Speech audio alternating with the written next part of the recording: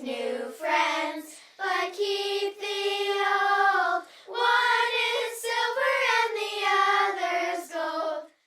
Your Girl Scout Troop 71627. In honor of the 100-year anniversary of Girl Scouting in Bedford, we will be interviewing Mary Welch, who has been a Girl Scout for most of her life.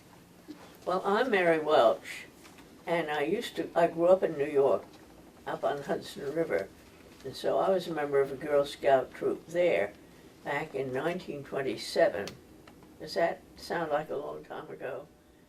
Well, I'm 96 now, and I'm still going as strong as anybody can at 96. But you see, you have a long way to go. And so, having joined in 1927, you can begin asking questions from there. how old were you when you started in Scouting? Well, I guess I was about 11, because I went away to school when I was 13. What was your troop number and where did you meet? Well, I joined Oak Troop number 1 in Irvington, New York. What was your uniform like and how is it different from ours now? Oak Troop number 1 had a green uniform with a red tie and a cloche hat. We had to wear brown leather shoes to meetings. We were pretty fancied up. We didn't have shorts. We didn't even know about shorts. And we certainly didn't know about pants. So they were dresses, and when we went camping, or when we went to build outdoor fires, which we learned how to do in my troop, we were doing it in dresses. And you learned how to keep your dress quite clean. But they were washable, so that didn't make very much difference. How many girls were in your troop? There were about 20 in my troop, and I think we were in the troop for 3 years.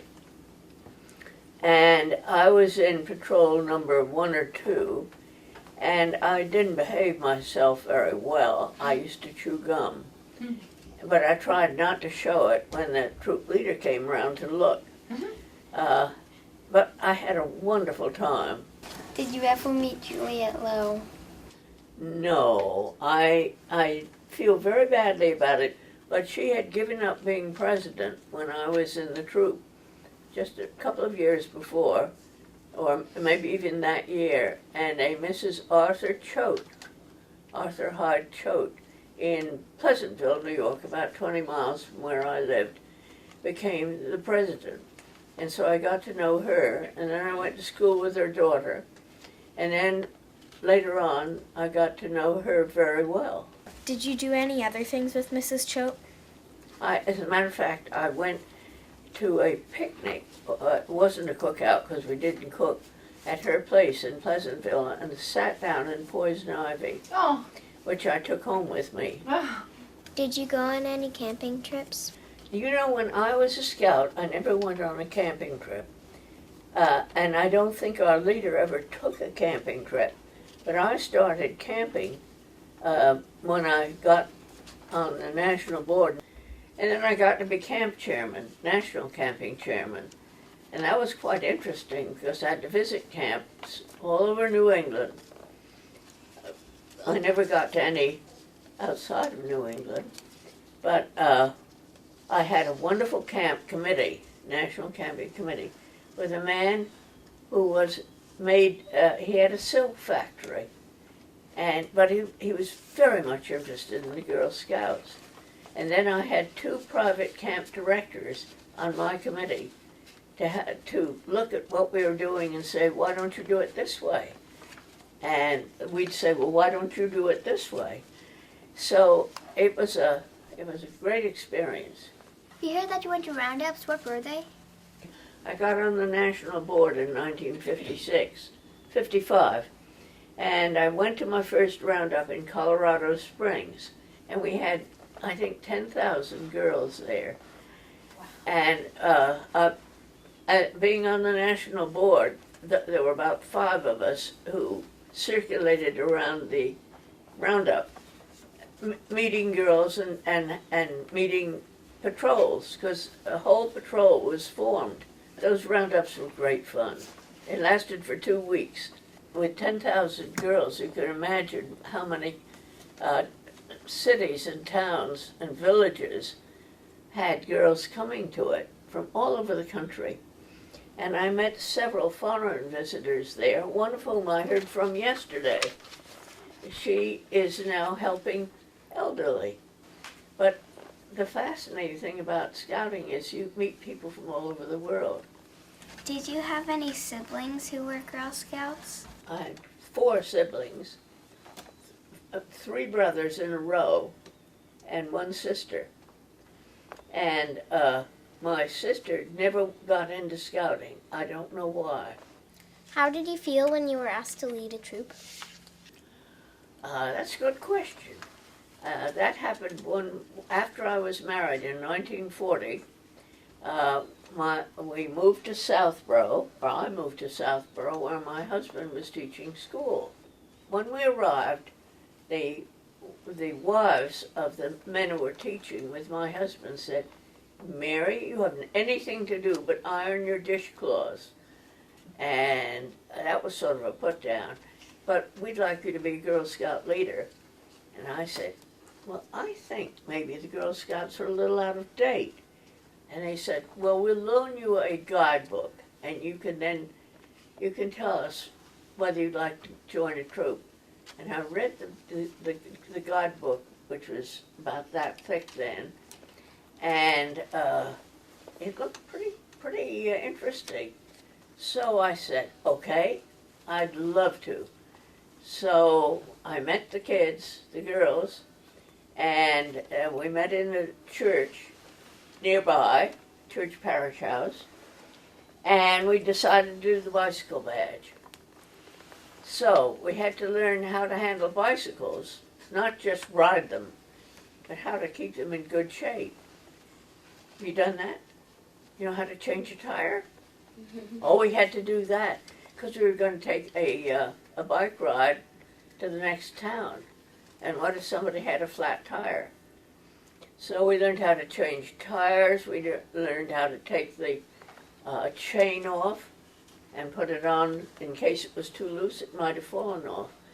So learning how to do that, we felt we were okay to take a trip. So we rode our bikes from Southborough all the way around to Sudbury on Route 20, and then across over to Framingham. Anyway, we had a lot of fun. What were the different levels of Girl Scouts, and what is an intermediate scout? Well, when I started Girl Scouting, there were only 2. There was only the intermediate and the senior scouts. Intermediate was the name we had because we didn't have the daisies. We just had intermediate scouts and senior scouts. Intermediate is a pretty dull name, and it doesn't tell you anything, but it was because when you joined, they couldn't think what to call you. You were a Girl Scout. But then when they started Senior Girl Scouts, they had to have something before it. So they called them intermediates. We had 1 senior scout who got to be the Golden Eaglet. And she was like a heroine. And she didn't come to troop meetings anymore. She had gotten beyond that. And then when I was on the national board, we started the Junior Girl Scouts and gave them the green uniform and then the cadets. And you'll get on to be cadets, I hope. And then seniors. And the seniors, we talked about joining the Boy Scouts or taking them in, and they weren't interested. And they wanted us to join them, and we weren't interested. So that's why we haven't joined. Were there Girl Scout cookies when you were a Girl Scout? We didn't sell cookies when we were Girl Scouts.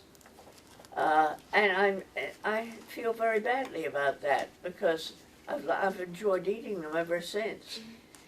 But when I had a troop, we had cookies, so there was just a short period of time before that. And then I remember when we had to choose the cookie companies on the national board.